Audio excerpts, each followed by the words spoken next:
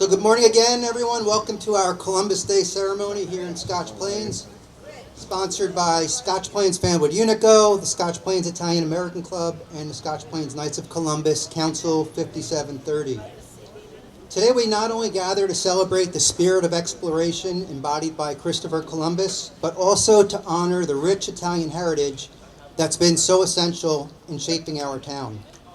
Over a century ago, hardworking Italian immigrants came to Scotch Plains with little more than hope for a better life. With grit, determination, and an unwavering sense of community, they built the foundations of this town, laying the bricks, raising the walls, and paving the way for their families and for all of us. Recently, I had the chance to make a connection with family members in Italy, something that I imagined would never happen. It turns out that my great-grandfather had two brothers who stayed behind, and the person that I connected with was the great-grandson of one of those brothers. That discovery made me pause and think deeply about what it must have been like for families back then to part ways, to cross oceans, and to start anew in a foreign land. The courage that it must have took to leave everything behind is something that we can only imagine today. And it reminded me that Scotch Plains is full of stories like this. Stories of families who came from different parts of the world, each with their own journeys of sacrifice, hope, and perseverance. Every one of us carries a story, and together these stories are what makes our community so special. So today we reflect on Columbus's voyage. Let us also honor the journeys that those who came after him, our ancestors from Italy, and all of those who made Scotch Plains their home.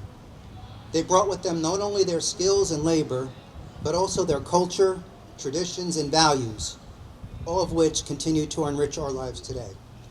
So now as we begin our celebration, I'd like to ask everybody to stand so we could salute our flag. I pledge allegiance to the flag of the United States of America and to the republic for which it stands, one nation, under God, indivisible, with liberty and justice for all. If you can continue standing, we are going to play the U.S. National Anthem.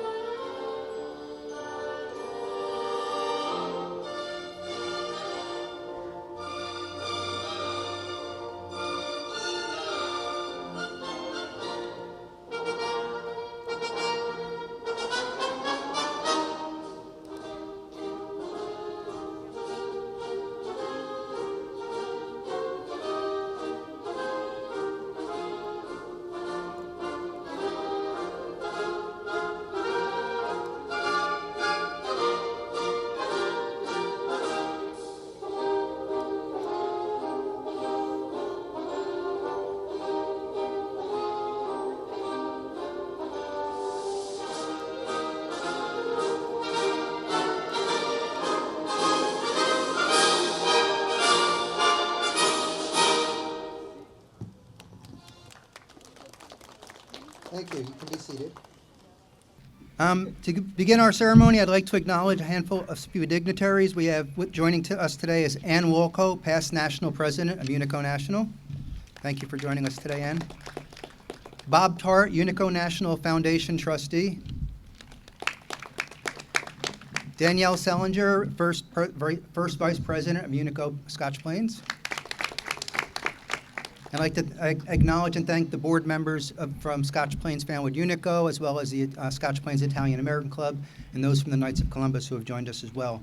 To kick off our ceremony, I'd like to introduce Scotch Plains Mayor Josh Lusardo. Thank you. Thank you and good morning, fellow residents of Scotch Plains, guests, friends. We gather again this Columbus Day to reflect on our nation's history, our own community's history, and what binds us together as Americans. We all know the story. Over 500 years ago, Christopher Columbus embarked on a voyage that changed the course of history. His journey across the Atlantic marked the beginning of new exploration, connection, and exchange amongst cultures. And yet, as we know today, history is never simple. Columbus's legacy itself is the subject of spirited debate. And that debate reflects the very moment that we're living in.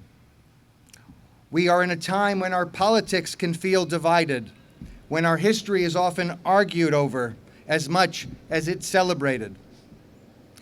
But it also reminds us of something important, that America has always been a place where many voices come together, sometimes in disagreement, but always with the opportunity to learn, to grow, and to keep striving toward a better future. Here in Scotch Plains, we know the value of community. This township settled in 1684, and centuries later, it became home to many Italian immigrants who built lives, raised families, and shaped the very character of our town. Their contributions, the contributions of many of your parents and grandparents, remind us that America's greatness lies not in erasing our differences, but in finding strength through them. 4 years ago, our town council reaffirmed that commitment by supporting the Columbus Monument outside this building. We were politically divided at the time, 2 Republicans and 3 Democrats, but we were unanimous in reaffirming that commitment. That monument is not just about one man, but about the generations of Italian Americans who came here with hopes of a better life and who gave us so much back, especially to this township. Today, as our nation wrestles with questions about history, identity, and unity, Columbus Day can serve as a bridge. It's a moment to acknowledge complexity, to honor heritage, and to celebrate the courage of those who took risks, whether sailing across an ocean or stepping onto new shores to start life in this great country. So let us mark this day not just with remembrance, but with resolve. Resolve to respect each other, even when we disagree. Resolve to preserve the best of our traditions while continuing to build a more inclusive future.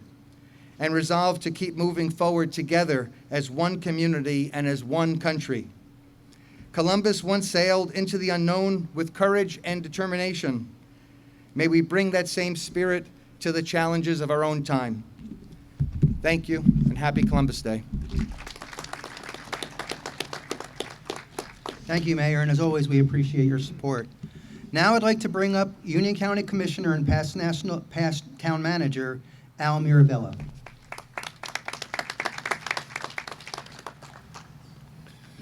Well, thank you very much, Paul. It's really an honor for me to be here this morning, see so many friendly faces in the audience. I see Ralph Cecchio. Ralph, always good to see you. And Joe Bruno and Bob Lacoste, who I'm sure set all this up. Bob, thank you always for what you do, and thank you both for your service. I appreciate all of you. It's nice to also see Deputy Mayor Adams and Councilwoman Stamler. They're always supportive of not only the Italian-American community, but all community, and that's what makes Scotch Plains so great. I thought it was funny that I was here mingling with a few people, and somebody said, who are you? And I said, I've only been retired for about 5 weeks, but I used to be the township manager here, and I was very proud to do that for almost 11 years. And nothing brought me more joy than to see Scotch Plains come together, the community that we feel here. Working with Mayor Losardo was just a joy, and it really was an honor for me to serve in that position and obviously continue to serve the residents of Scotch Plains as a commissioner. And it was really fun, and we had a great time and did a lot of good work for our community. Just yesterday, and several people were in the audience. We had the Union County flag raising for Columbus Day and Italian American heritage, supporting our culture and all the people, the great contributions of Italian Americans. And my wife, who's there, was one of the guest speakers and did a wonderful job talking about her upbringing, growing up as a first-generation Italian American, and the fact that she's a dual citizen now, and my kids are too, but not me. Although Italian, I'm many generations removed, and it's not quite so easy for me to get that citizenship. And I did tell the story, and Phyllis has heard this 100 times. When we go to the airport in Rome, and luckily we get a chance to go back to Italy quite often, when we go back to the airport, and she goes into the Easy Pass Italian citizen line at customs, and I go through the all other country line, I'm always happy when she waits for me on the other side, because I have this fear that she's going to go through in 5 seconds and go right to the apartment, and I'll be left there trying to figure out what's going on. She never does. She's always waiting for me, and I love you, Phil. You did a great job yesterday, as Mayor Losardo did last year as the guest speaker at that flag raising. So I don't want to go on and on, although I love to see so many people here celebrating. Not quite a great day, but certainly we'll get through without any rain. I don't know about tomorrow, but today, yes, we'll get this in before it rains. And just, I guess one other quick thing. We love Italy, my wife and I, obviously growing up in that culture with our parents and Phyllis's mom. And we loved it so much that we shipped our daughter over to John Cabot University in Rome, Italy, where she studied for 4 years, and now was lucky enough to join the board of trustees for that university. And we just loved it. She loved it. She learned the language when she was there. And Phyllis, of course, already spoke Italian, but I know they're talking about me sometimes, but I just don't know exactly what they're saying. But it's really great to be here, share a couple of minutes. I'm a completely proud Italian American.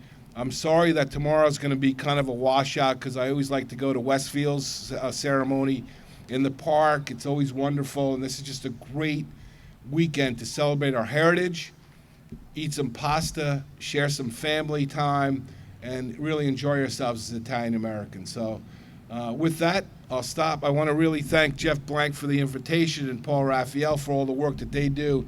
Unico does a wonderful job throughout our community supporting education and charitable contributions, and I really appreciate them as well.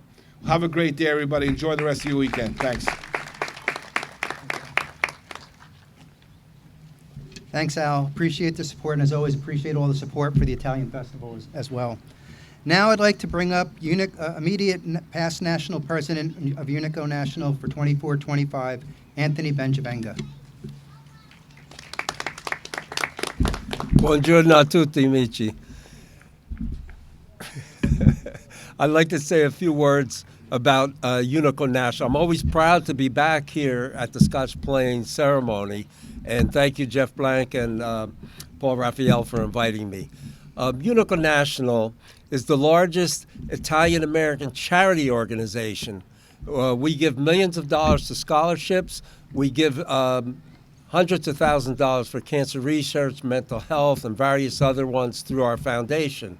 But more importantly, on a local level, you have Scotch Plains Fanwood Unico here, and I encourage anyone that's Italian-American with any heritage to join that chapter. We have 10 chapters in our district, and I personally am in the Westfield chapter, but last year as national president, I got to go around the country to the various chapters California twice, Florida 3 times, Midwest, Northeast. And every time I was very impressed by the local chapters and all they do for charity. But outside of charity, more importantly, we promote Italian heritage, Italian language in the colleges and in the schools, and we give grants to those that apply for those grants through our national foundation. So I want everybody to enjoy your Columbus weekend. Have a great Columbus Day Monday, and grazie a tutti. Ciao.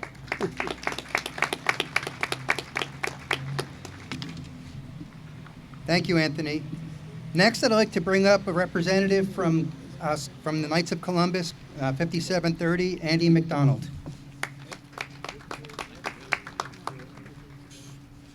Morning.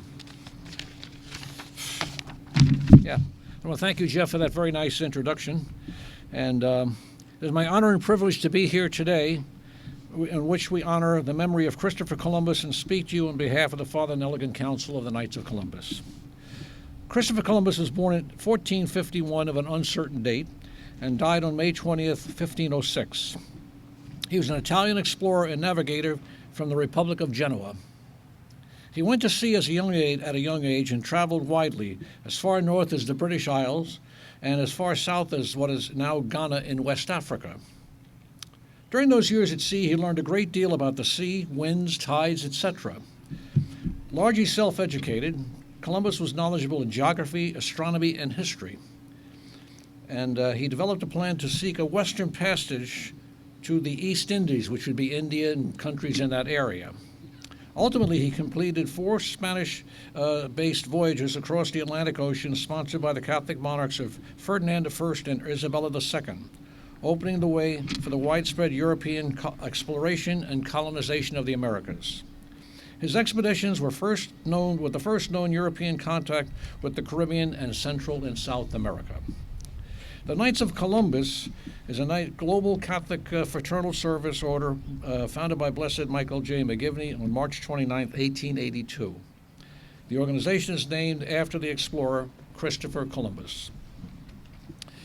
The Knights was founded as a mutual benefit society of working class and immigrant Catholics in the U.S. to include men of Catholic background and to meet a wholesome atmosphere and jointly practice our faith.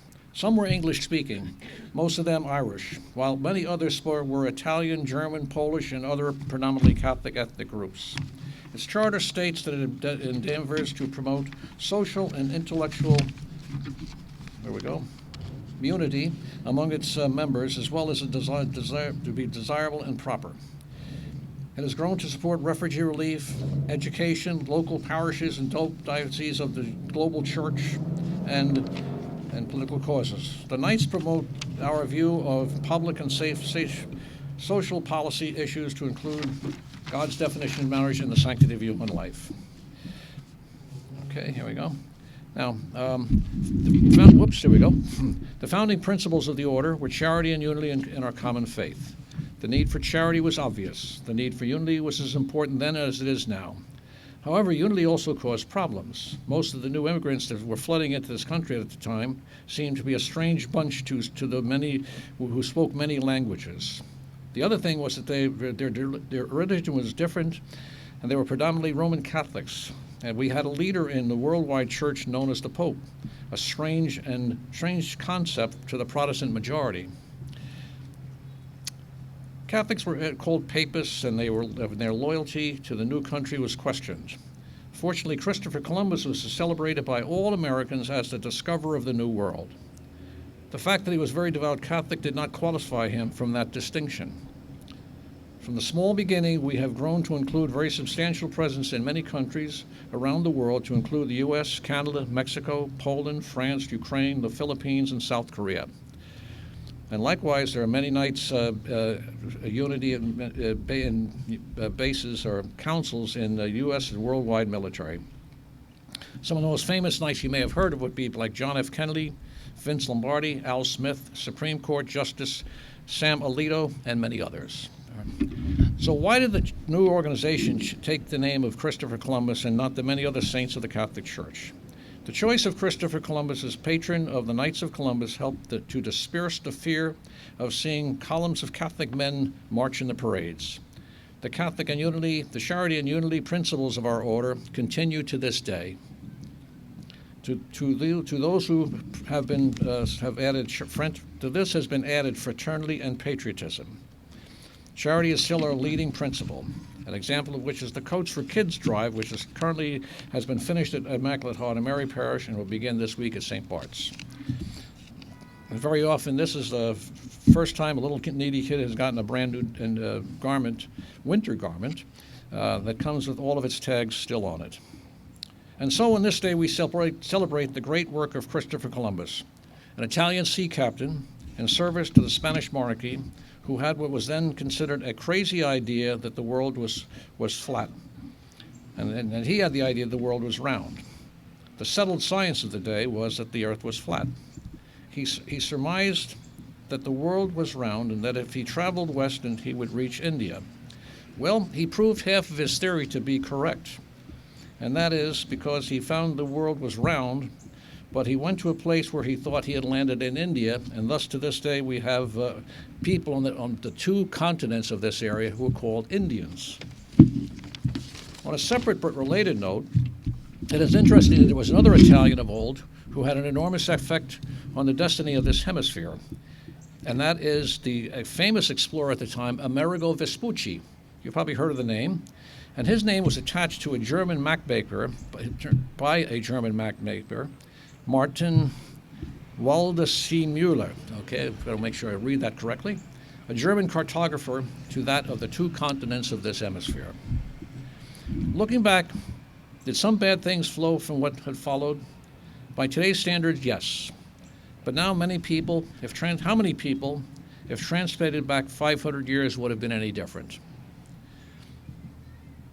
So sad to say, times have changed. Yes, Christopher Columbus was the first American, but there are many detractors of our history today who wish to cancel Christopher Columbus by tearing down his statues and those of other heroes of our history while teaching hatred for the land of the free and the home of the brave. We are a great nation with faults, and that is true of all peoples and nations. We, the people of these United States of America, often refer to ourselves as a melting pot of immigrants, a nation of many ethnic backgrounds looking back for a better life for themselves and their families. I look around here today and we all have something in common, and that is that our ancestors are from somewhere else. Among the many millions who have come here over the years with my parents, and they came here when they were 17 years of age, unaccompanied, and we've heard these stories. They met here in this country, and then I'm one of 6 sons, and 4 of us have advanced degrees, and America is truly the land of the free and the home of the brave. Christopher Columbus was on to something, and thus we honor today a great hero in Christopher Columbus for having been in the vanguard of a new civilization, a shining city on a hill. We have come from many backgrounds, but Americans of Italian background can be especially proud of their heritage and a truly great Italian American, Christopher Columbus. Thank you, God bless you, and God bless America. There you go. There you go. All right. Thank you, Andy. Now I'd like to bring up President of the Scotch Plains Italian American Club, Greg DeFrancesco.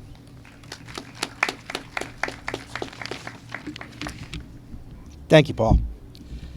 Good morning. It is an honor to speak with you today on behalf of the Italian American Club of Scotch Plains.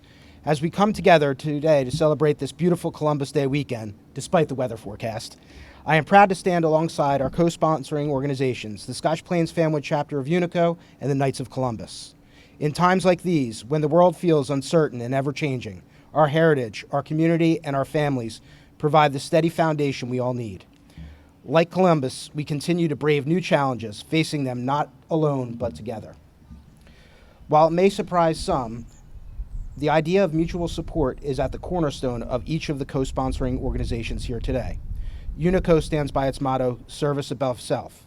The Knights of Columbus hold firm to in service to one, in service to all. And the Italian American Club, originally chartered as the Italio Mutual Benefit Laborers Society, was built on the idea of fraternal care. of watching out for one another in both good times and bad. Though many in the community know the club for its biannual pig roasts, its deeper story is one of courage and solidarity. It began with the brave men and women who left their homes in Mondazzoli, Italy, seeking a better life here in the United States. They brought with them not just hope, but a determination to build a community that looked after its own.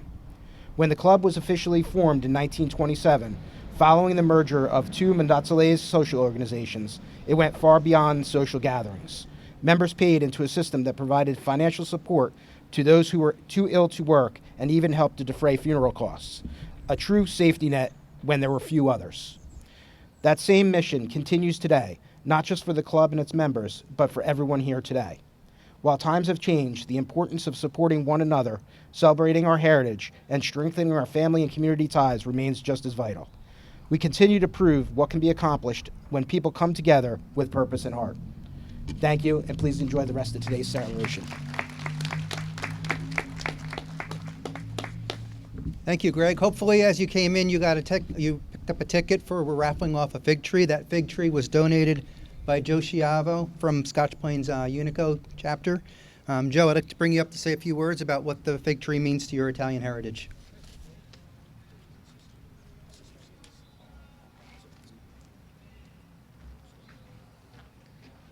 This one? Yeah. So we're raffling off. Oh no, this one, right? That one? Can you hear me? Oh, that one. Sorry. So thanks everyone for coming. It's a great day. So we're raffling off a fig tree. I want to talk a little bit about it. We have the grand prize, and then we have second place. And if you haven't already picked a ticket up, it's a free raffle. Luciano over there has extra tickets, so please feel free. Go get a ticket, and you can participate. So just briefly, what does this mean to me? And I know it's a part of everyone's heritage, too. They've had this stuff in their families. But so that tree itself is about 100 years in this country. And it was imported here somehow by my grandparents from our hometown in Italy. And we're from the town of Sant'Andrea in the region of Colombia. And I was talking to some people here. We have some paisans, so that's good.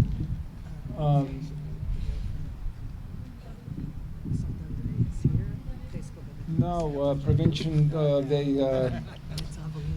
Catanzaro. Catanzaro, yes. So the thing to me, what it represents when I reflect on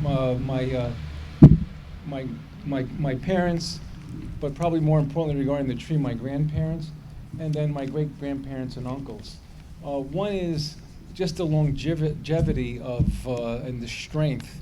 God bless my mom. She's here. She's 88. My dad, and she's the youngest of her sisters. Her two other sisters are still alive. One celebrating her 97th birthday. So just the longevity. And then her uncle, who was a priest back then, Pasqualino, and their name was Voci, is Voci. He lived to 103, and he was a priest and instilled the religion in our life. So, and then also, I guess, the strength and just the knowledge that, we have as Italian immigrants and families. Her two uncles that lived in Italy, so, how it was back then, right? It was the men, they went to school, they did all the fun stuff. And then the woman, like my grandmother, just, they took care of the farm and everything else. And then when they came here, they were seamstresses. But, people like I think about, and I just want to get into it, but and everybody has a story in their family, but this gets to the strength and how we are as a family. Two of my great uncles in particular, one his name was Alessandro Voci, and he was in the 1980s Prefetto di Roma. And he was actually Columbus Day, and many of you probably remember when Lee Iacocca was the Grand Master. He was one of the Grand Masters too there in this country. So he really, achieved a lot.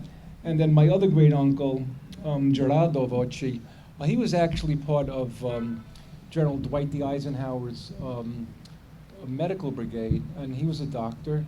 And he was one of the doctors that brought to this country, or in the University of Pennsylvania in particular, got brought into the practice of stents and started the groundbreaking research on that. So anyway, just kind of, what it means to me, the strength of of our heritage and what it means. And when the lucky winners just kind of know where that comes from and what it means to me, and I'm sure you can relate to it in your family as well. And and if you have any questions, any winners, you can ask me later about how to take care of it. I sure will. All right.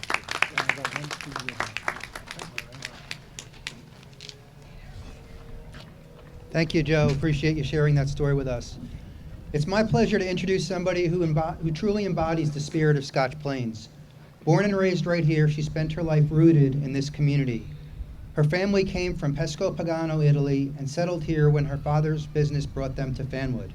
A lifelong musician, she majored in music and was lead singer and keyboard player in a rock band, and more recently performed as part of a duo, Girls' Night Out, bringing music and joy to nursing homes in the area.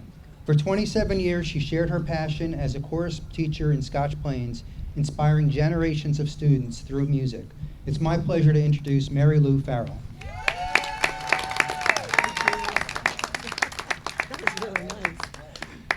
Thank you for that nice introduction. Good morning. How's everybody doing? Are you kidding me? How's everybody doing? Okay, now I can talk. So happy Columbus Day. My name is Mary Lou Marinaro Farrell, and I am proud to say I'm a first-generation Italian-American, which means I come from a long line of people who could build anything, cook anything, and argue passionately about everything. Give me a topic. Anyway, my maternal grandfather, Pietro Antonio Pelosi, came from Pesco Pagano, Provinci di Potenza, Basilicata, around 1915. Basilicata is the ankle of the boot of Italy, and Pesco Pagano is a small village 3,500 feet above sea level. And as you approach it from SS7, Stato di Strada Siete, you can see a black cloud above Pesco Pagano all the time. Now, to most people, it's a black cloud, but to me, it's paradiso. I like to call it that. My maternal grandmother, Carmela de Silas, also from Pesco Pagano, arrived in 1920. They met here in New Jersey, got married in 1922, and settled in West Orange with the rest of the Pesco Paganese. Basically, if you shook a tree in West Orange or East Orange, 3 to 5 cousins would fall out. My grandpa had a bar on Ashland Avenue in the 30s, but gave it up to work at Edison Laboratories with the Thomas Edison as his boss. An excellent career move.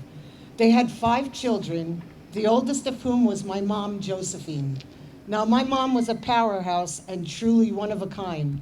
She didn't speak English until she went to school, and she never missed a day of school because she loved it, which was amazing considering she was also raising her siblings and caring for her mother who had a heart condition. She went to Seton Hall University to study nursing, but had to leave to care for the family. Honestly, she should have been a doctor, but in those days, if a woman said she wanted to be a doctor, the adults would say, "That's adorable, now go set the table." She taught many of the paisans how to read and write English and helped them when they were sick. One night at a party, she met my father through her cousin Frank, because in Italian families, no one meets anyone new unless it's through a cousin, which is how I met my husband, Frank. He's right there, right in the middle. My father, Lawrence, or Lorenzino, as he was known, which sounds way more poetic than Larry, was also born in Pesco Pagano. His mother, Lucia Friccione, was born in Argentina, leaving me to believe I was Spanish, but I'm not. Proving Italians have always been ready to travel anywhere for work, love, or food. My grandfather, Pasquale, was a carpenter who eventually came to America, leaving his second wife, Battista, back in Pesco Pagano. That's how Italian trees work. Half the branches here, half the branches there, and all of them yelling across the ocean. My dad came to the United States in 1937 and ended up in Jersey City with, you guessed it, more cousins. He joined the Army, fought for America, and became a U.S. citizen in the process. He was a tech sergeant stationed in Egypt. One time he took the whole family to see the movie Tobruk, where he had been stationed, but he fell asleep during the movie. When I asked him how he could sleep during this movie, he said in his heavily accented English, "I know how it ends."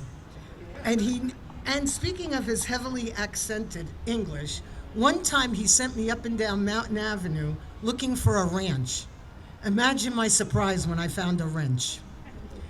After the war, he went back to Pesco Pagano in his American uniform. He wanted to surprise his little sister. After all, he hadn't seen her since she was 10. He spotted her, screamed her name, and ran towards her. She ran away in terror because, let's face it, if a strange man in a foreign uniform came charging at you in 1945 Italy, you'd probably run away screaming too. My parents settled at 2531 Mountain Avenue, Scotch Plains, on July 19, 1956, where my father and his cousins, of course, built the house. Italians don't hire contractors, they are the contractors. He also owned Fanwood Millwork and Lumber Company, 15 South Avenue, Fanwood, until his untimely death in 1971. My mom left with 3 kids, became a foster mother, and eventually worked for DIFAS, Division of Youth and Family Services. She fostered 61 children, which means our house was full of laughter, shrieks, and lots of yelling. Even now, I have to explain to my husband, Frank, who's not Italian, we're not yelling, we're just talking. And one of those beautiful foster kids right there, my brother Steve, never left. And now we're 4. That's my baby brother. We all went to Union Catholic High School. I had a rock band for years and then became a public school music teacher right here in Scotch Plains. I was in the right place at the right time to have had 240 students appear in A Christmas Carol on Broadway and The Wizard of Oz with Roseanne Barr. My brother Pat became an architect in the Washington, D.C. area. My sister Carm just retired from the Associated Press. Her job was watching TV, can you imagine? To make sure the satellites were working. And my baby brother Steve, he's the salon guy. Please check him out. You'll be glad you did. He's all over Facetube and Facetube. He's all over YouTube and Facebook, and he has his own hair care line. And basically, we like to call him the Fabio of Fanwood. Please don't judge him by my hair today. It looks a mess. These days, my husband and I spend 6 weeks every summer since 1992 in Pesco Pagano, where we own a little house. And my father's little sister, she still lives there. She's 98 years old and still going strong along with my 3 cousins. So if you're ever in Pesco Pagano, come visit us. If you can find the house, you're invited. You just ask anyone where the Medigans live, and they all go like this. Thank you for letting me do one of my favorite things in the world, talking about myself, my family, and our chaotic, beautiful Italian story. Thank you.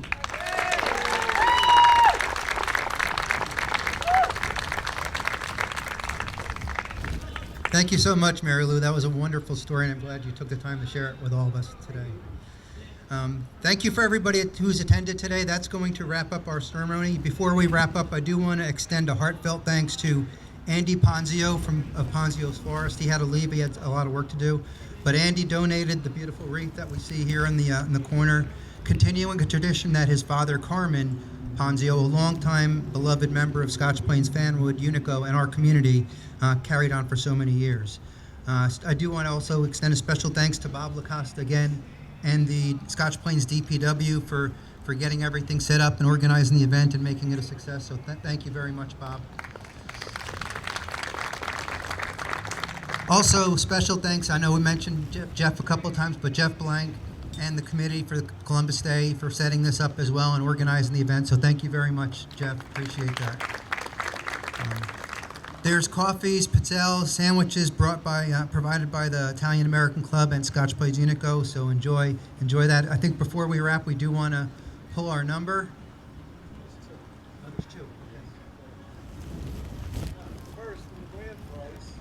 For the grand prize, the number is 527033. We have a winner.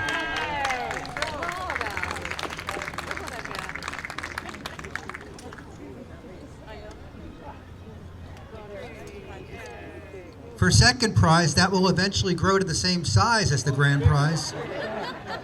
527007. 007. Thank you, and thank you again, Joe, for donating that. Okay. All right. Thanks again for everybody who attended today. Appreciate you taking the time out. The rain held out for us, and we had a great day.